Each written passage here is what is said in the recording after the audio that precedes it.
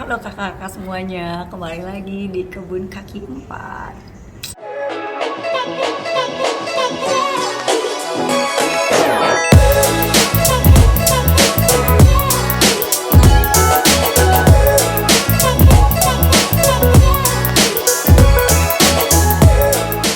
Nah, seperti yang aku udah pernah posting di beberapa hari sebelumnya bahwa aku mau sharing-sharing tentang steril. Nah, sebenarnya sebelumnya aku juga udah sempet banyak posting ya kan di feeds. Nah, udah pada baca apa belum ya kan? Karena udah capek ngetiknya kan, capek kasih visualnya, kasih kontennya, udah capek ngepostnya, garing baca, nanya lagi ya kan, dibaca. Jadi karena aku juga udah sempat ngeposting beberapa hal tentang steril, nah sekarang aku mau bikin vlognya. Dan kemarin itu beberapa hari yang lalu aku udah sempat bikin Q&A mengenai steril. Jadi kalau kakak ada yang mau tanya dan mungkin belum pernah dibahas sebelumnya di postingannya juga, itu bisa ya kan? Tuh, kayak gini nih postingannya mama nanya-nanya. Kakak, kemarin aku kan udah banyak posting nih tentang steril. Terus ada yang masih mau tanya nggak?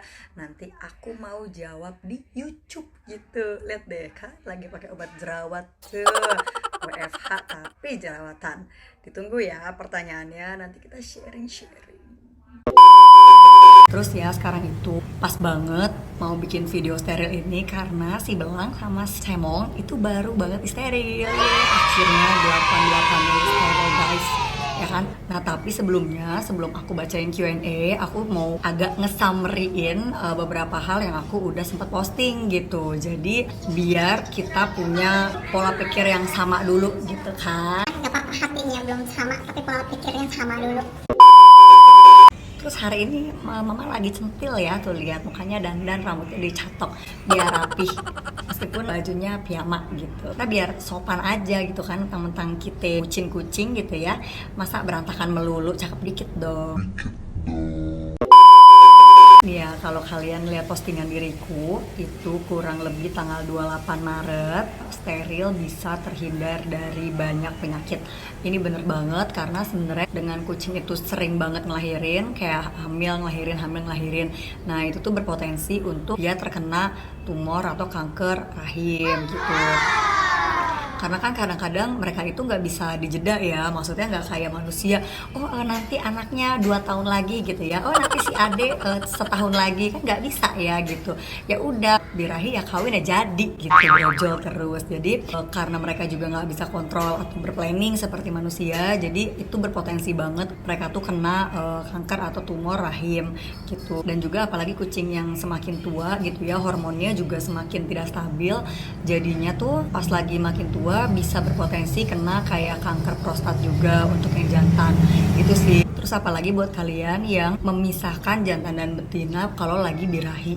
Jadi, aduh aku kasihan nih misalnya di steril terus jantan sama betinanya tuh dipisahin gitu ya, asrama pesantren putra putri gitu. Karena buat mereka kawin itu tuh kayak kebutuhan biologis aja. Jadi ya kalau lapar ya makan, kalau ya birahi ya kawin gitu. Jadi kalau misalnya memang dia sengaja dipisahin, nanti hormonnya tuh jadi kayak nggak stabil gitu. Terus makanya berpotensi jadi punya kayak tumor atau kanker rahim atau prostat atau payudara kayak gitu. Terus apalagi kalau misalnya kucing liar gitu atau nggak kucing kampung, kan banyak banget tuh kasusnya. Kalau lihat gak sih perutnya botak karena habis steril.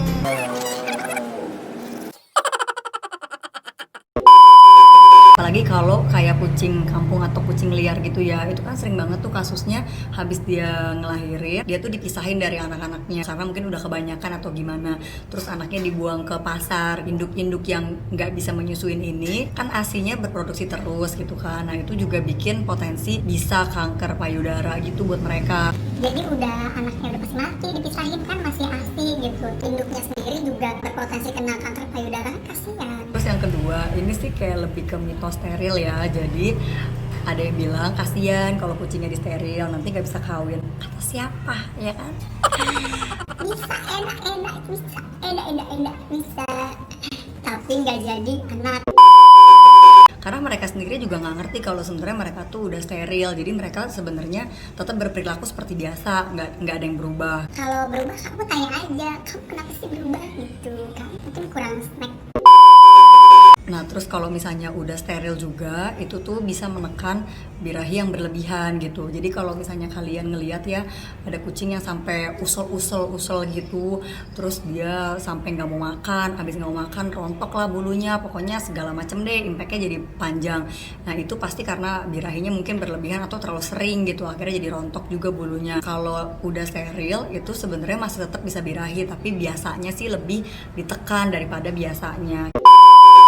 Kucing itu bisa disteril dari usia 6 bulan, terus nggak ada maksimalnya sih, cuman kalau emang udah tua banget kayak umur 7 tahun gitu ya atau 9 tahun, nah baiknya tuh diperiksa kimia darah dulu.